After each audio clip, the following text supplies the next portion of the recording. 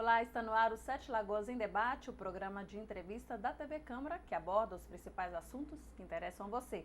Lembrando que você, telespectador, também pode participar do nosso programa. É só mandar um e-mail para jornalismo@câmara7.mg.gov.br.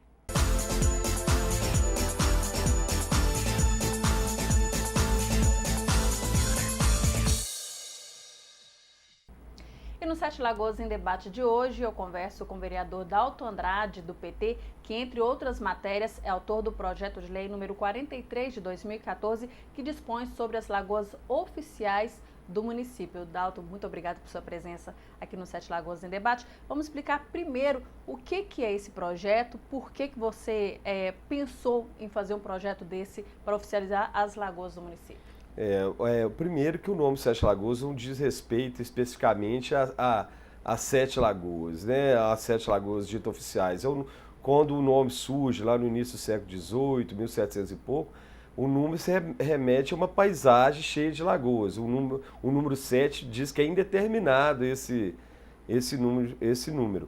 E como a gente vê que as lagoas estão sofrendo muito que o crescimento da cidade, não a cidade que deveria entender de lagoas não entende e que o crescimento tem atropelado elas, a gente vê lagoas belíssimas como a Lagoa do Brejão ou a Lagoa do Guilton lá no pé do Itapuã, ali na antiga Aba, tá morrendo, já tem duas lagoas morrendo ali. Esse é um dos exemplos. Agora tem o Capão do Poço, que é uma lagoa ali no Belo Vale, no Verde Vale, também já está sendo liquidada. A Lagoa Grande, que é a maior lagoa da cidade. Um condomínio foi erguido em cima de uma lagoa, que no Lago Azul, ali, logo atrás da Caterpillar, logo que se atravessa o 30. Então, todas as lagoas estão em crise, né? A gestão delas, a sustentabilidade delas. Então, pensando nisso, é para chamar a atenção que se a gente chama Sete Lagoas as Sete Lagoas Oficiais foram criadas em 1967. Nunca houve Sete Lagoas Oficiais. Em 67, o prefeito Afrânio Avelar, tentando organizar os símbolos da cidade, o brasão, por exemplo, da cidade, é de 1967.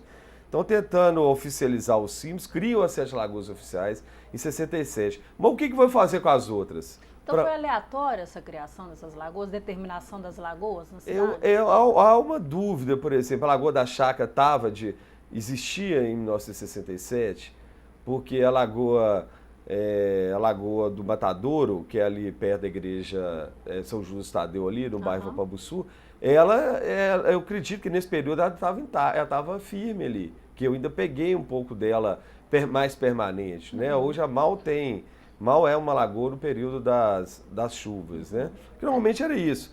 Na época das chuvas enchia de lagoa, na época da seca que as lagoas, a maioria delas desapareciam, que é típica da nossa geografia, da nossa geologia. Mas a Lagoa da Chácara, eu tenho minhas dúvidas se em 1967 ela existia, porque não tem nenhum relato dela. Os antigos, por exemplo, tem pessoas que moram ali muitos anos e ninguém sabe dar um relato, assim, não, a lagoa era assim. De quando surgiu, de quando se tornou lagoa de fato? Não, a gente nadava nela, pescava nela, assim, porque a lagoa também ela é uma pressão cultural, né? Ela também existe culturalmente, as pessoas interagem com ela lá. Se ela existe, se ela... Tem como referência também, né? Se ela estava ali em 1967, provavelmente o povo pescava, nadava e arrumava suas aventuras por ali. Então esse projeto, na verdade, quando você oficializa, quais seriam as vantagens, né, para o município terem essas 20 lagoas? De acordo com você, são 20 que existem no municípios hoje. O município, no mapa que o município trabalha, tem 15 lagoas. No mapa que... Aí fica faltando algumas, igual a Lagoa da Fazenda Velha, que é a Lagoa Zé Teixeira, a Lagoa do Quintas da Varginha. E fica faltando algumas lagoas que não estão no mapa urbano mais aberto. Né? Se a Lagoa Grande, a maior lagoa do município é a Lagoa Grande, ela aparece no mapa da cidade. Então, o município trabalha, a gente vê 15 lagoas no mapa que ela trabalha. No georreferenciamento da área urbana, e aparece um pouquinho da área rural, tem 15 lagoas. Então, tem mais 5 lagoas por aí. Ali a Lagoa além do Lagoa dos Remédios, não aparece, que depois ali da Cidade de Deus não aparece. Então, é para chamar a atenção para elas, para todo mundo saber que elas existem e ir criando uma política para o município fortalecer uma política, perceber que isso está mais na pauta do dia, que é uma preocupação, está faltando água no município. E as lagoas são um termômetro da presença de água no subterrâneo, né? Depois eu vou falar disso com você.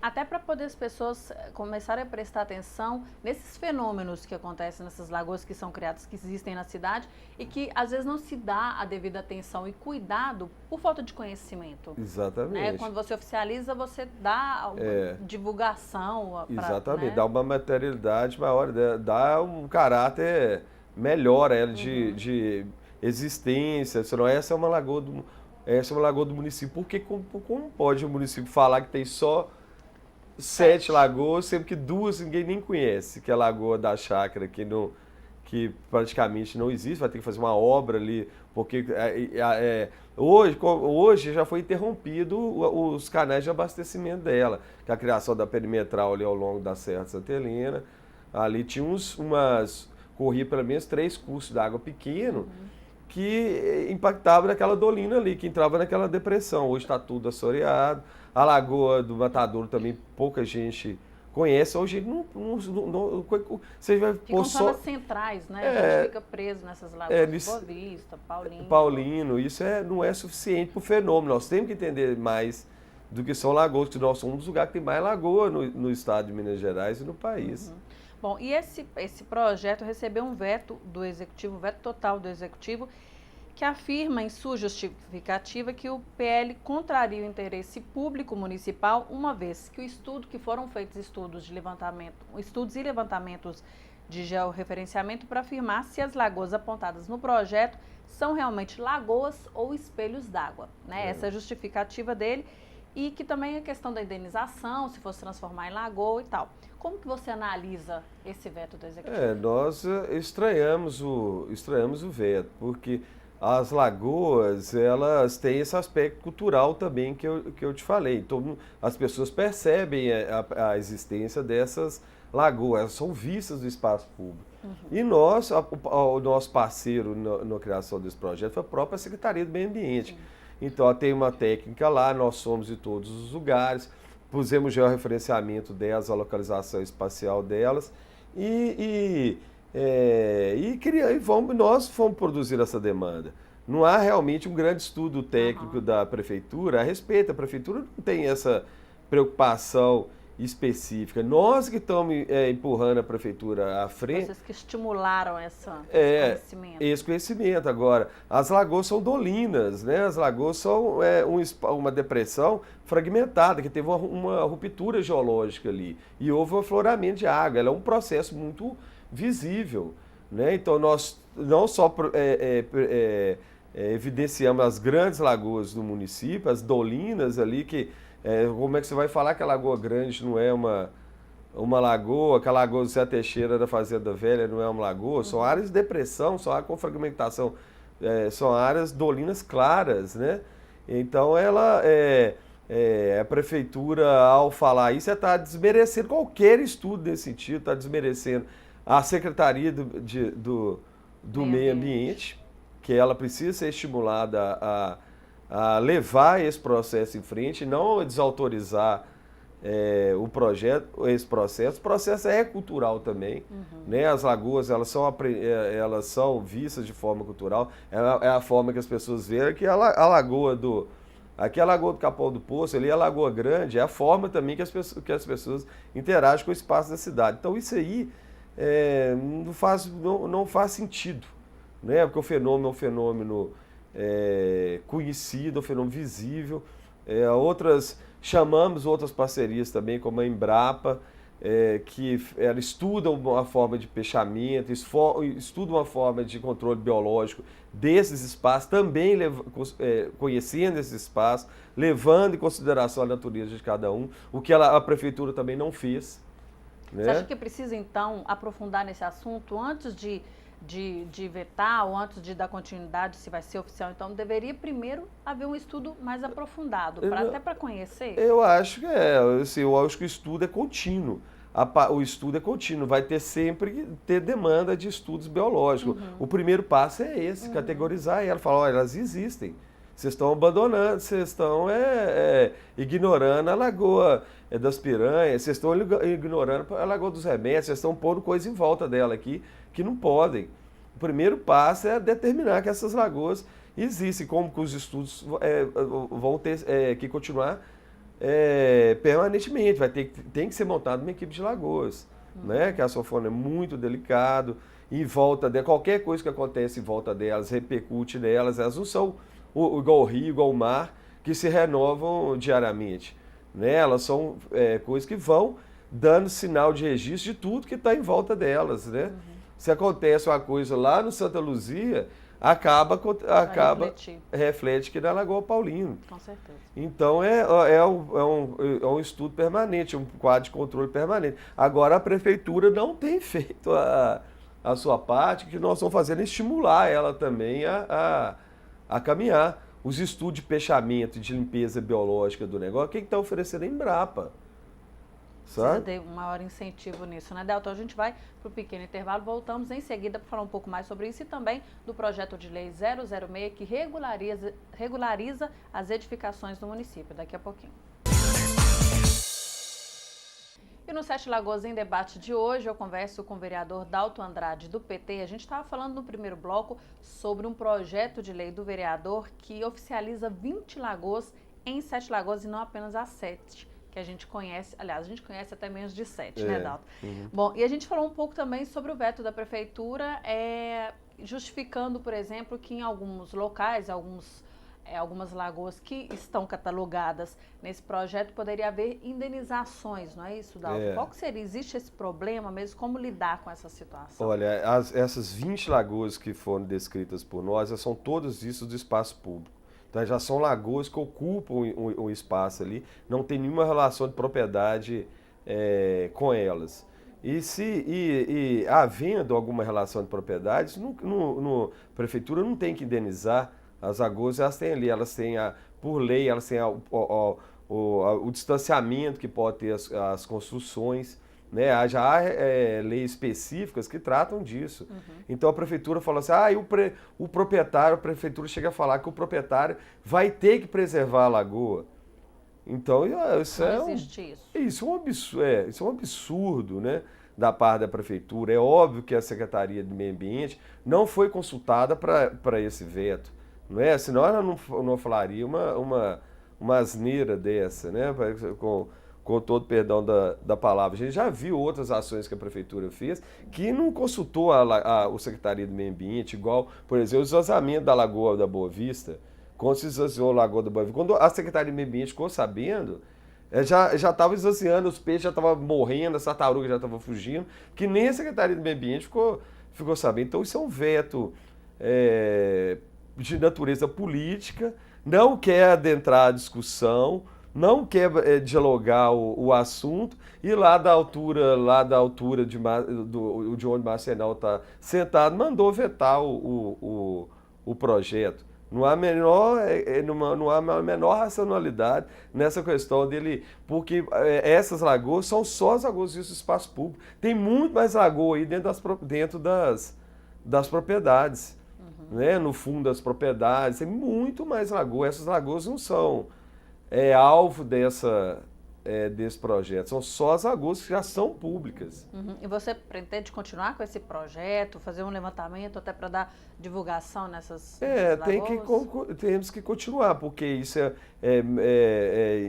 instaura uma política para elas e nós precisamos dessa política. Mesmo que o projeto não vingue, não seja aprovado, né? O assunto ele tem que continuar. A Secretaria do Meio Ambiente ela tem que ficar mais por dentro, ela tem que dar respostas mais capazes. Ela não pode também, ela tem que ser uma certa autonomia, ela não pode também ser pressionada pelo Executivo, falar que ela não entende nada de lagoas, ela tem que dar uma resposta melhor para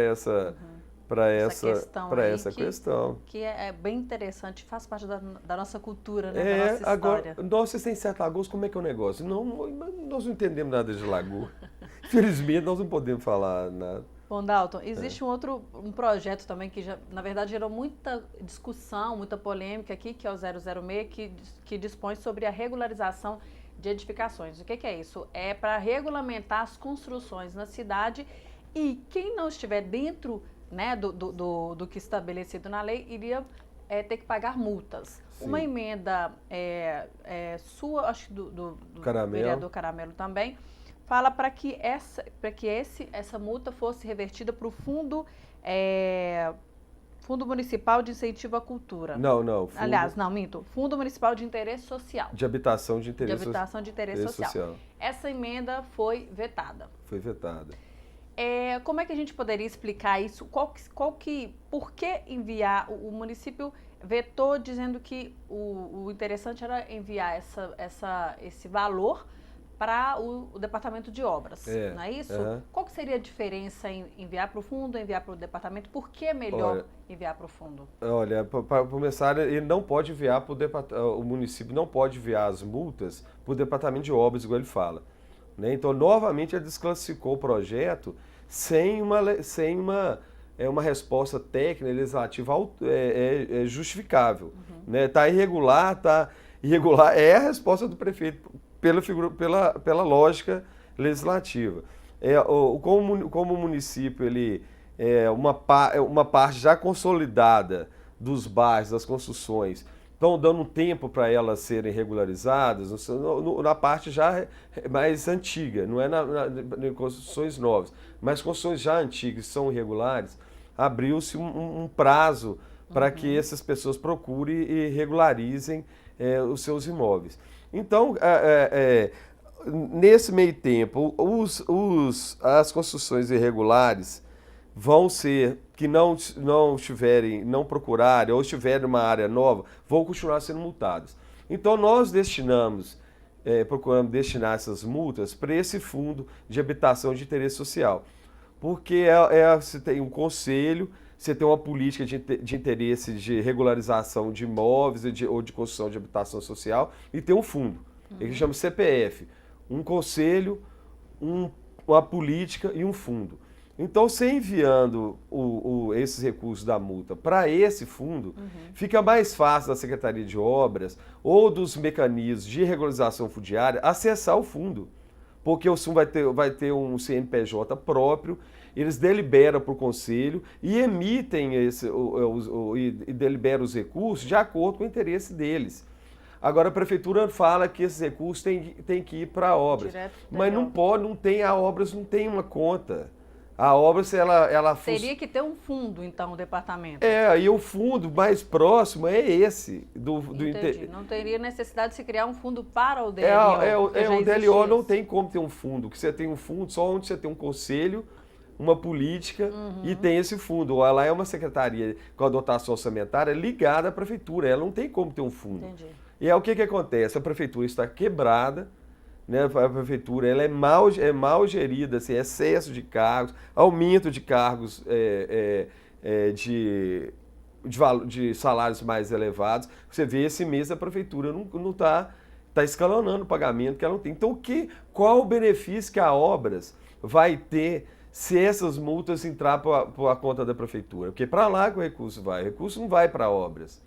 O recurso vai entrar na conta da prefeitura. De lá, a Obras vai pedir, mas chegar lá, as prioridades já são outras. A prefeitura não está pagando nem o salário dos funcionários. Então, como você tem uma demanda, por exemplo, demanda cartorial, as pessoas vão querer regularizar o imóvel, está aquela fila de documentos nos cartórios, as pessoas não têm como acertar. Então, parte desse dinheiro já ia para o acerto cartorial, para alimentar a política de ajustamento, a política de regularização fundiária do município, que precisa. Fica bloqueada as heranças, fica bloqueada a transferência cartorial, que as pessoas não têm como é que chama? O documento da casa, a escritura. As pessoas não têm escritura, então paralisam o setor da economia imobiliária da cidade, porque as pessoas não têm os imóveis regulados. Então a prefeitura parece que não lê. Assim, como eu sou um vereador que não estou alinhado, porque se você discute a prefeitura, você automaticamente você está o prefeito Márcio Reinaldo, ele não permite discussão aos projetos dele. Ou você vai piamente, cegamente por aquilo que ele fala, ou você está contra ele. Então eu acho que eles nem leem as coisas que vêm de vereadores, de legisladores, que não estão alinhados com eles, que esse é um caso típico. Nós, no intuito de ajudar a lei, né? Aprimorar a lei e mostrar que há uma política de fato efetiva para a regularização fundiária, nós fomos taxados de... veta a lei, ridiculariza a Câmara, porque fica lá os oradores da maioria são obrigados a concordar com aquilo, acriticamente, né? Vamos voltar, veto parcial aqui da emenda que destina recursos para o Fundo de Habitação e Interesse Social. Vetado. Aí ninguém sabe, todo mundo... Não. Lá na justificativa da prefeitura fala que a emenda é inconstitucional. Aí os vereadores são todos obrigados a concordar, os vereadores da base são obrigados a concordar que a emenda é inconstitucional, sendo que você precisa ter parceria, você precisa que parte da prefeitura funcione com uma certa autonomia para a coisa funcionar. Senão a coisa simplesmente não vai funcionar. Isso que eles fizeram é simplesmente demonstrar que eles não têm um claro interesse pelo tema e do jeito que a prefeitura está, ao que os recursos baterem lá na conta geral da prefeitura, eu desafio a prefeitura se ela vai realmente levar a cabo esse processo que ela chamou. Gerou muita polêmica, a gente vê aí como é que o assunto anima, os ânimos ficam todos exaltados, né, Dalton? É um assunto que tem que ser discutido realmente. Bom, a gente vai para o intervalo, a gente volta rapidinho, então, falando de cultura, daqui a pouco. No Sete Lagoas em Debate de hoje, eu converso com o vereador Dalton Andrade, do PT, e a gente vai falar agora de um assunto mais ameno, ou não, que é a cultura de Sete Lagoas. Bom, Dalton, você é um defensor da cultura, né, reconhecido até por isso. Na cidade existe uma lei municipal, que é a Lei 5.187, que é de 1996, isso? Mas o senhor também propôs um programa municipal de incentivo à cultura por meio de um projeto de lei em 2010. Como é que está essa situação da lei, desse programa aqui na cidade? Nós estamos mais uma vez tentando tirar a poeira, tirar aí da gaveta, né? Você vê, de 96 já tem um, de 2010 já tem outro. Para, pelo menos, a gente ver a condição de estar um pouco mais profissional, assim, a análise dos projetos, a gente vai analisar se há uma demanda de projetos culturais na cidade por parte dos sete lagoanos mesmo, e ter uma comissão que analisa isso, e uma comissão também para tentar profissionalizar também a captação de recursos, porque não é um fundo. O ideal é que tivesse uma dotação orçamentária e aquilo ali, as pessoas, os projetos disputassem esse fundo sem o artista ter que, ou os projetos tivessem que correr atrás do recurso. Mas tentando profissionalizar um pouco, que haja um intercâmbio maior com empresas que façam a captação de recursos de acordo com a natureza do projeto, que ofereçam algo a mais, entendeu? Uma movimentada para que a prefeitura não fique, né, sem oferecer nenhuma alternativa a produtos culturais, né? Porque senão a prefeitura fica só no calendário dela. Ela gasta o recurso da secretaria só no calendário dela, que já não é um calendário muito extenso, apesar que está tem melhorado bem, né? Tem melhorado, né? Mas Sete Lagoas tem um potencial muito grande para fazer festival de inverno, festival de verão, outros festivais. E eu sinto muita falta de iniciativas no sentido de teatro aqui, de dança. Tem muito pouco aqui na cidade, né?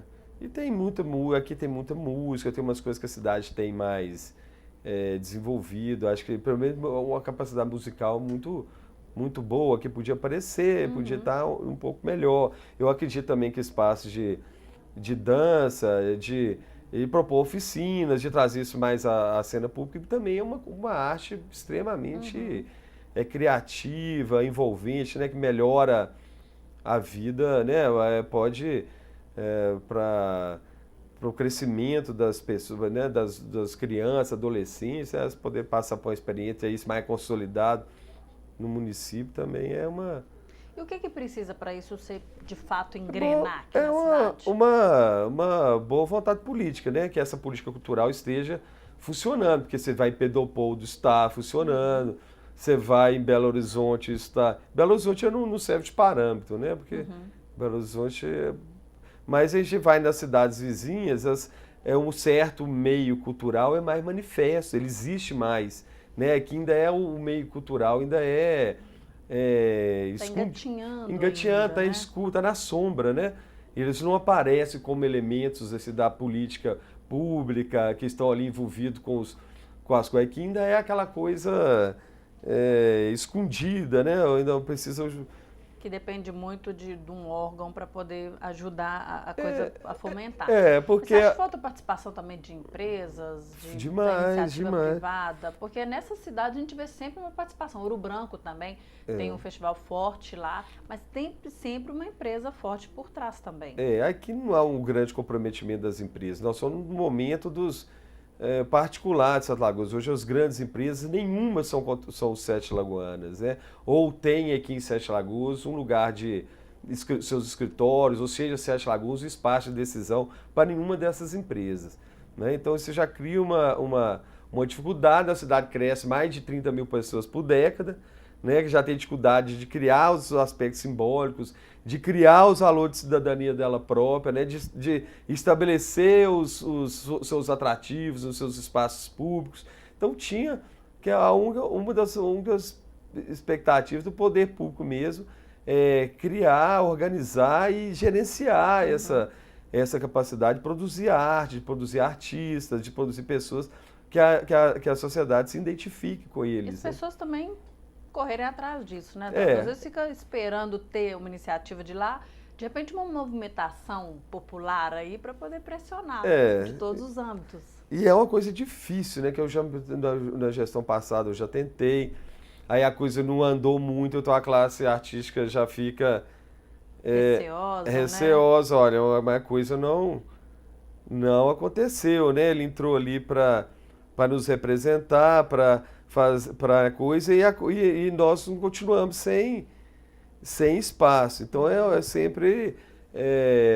eu particularmente, eu tento eu mesmo produzir alguma coisa também, sabe? Se o que eu posso ajudar aí, pelo menos da cultura popular, das bases da cultura popular, eu mesmo patrocino pessoalmente.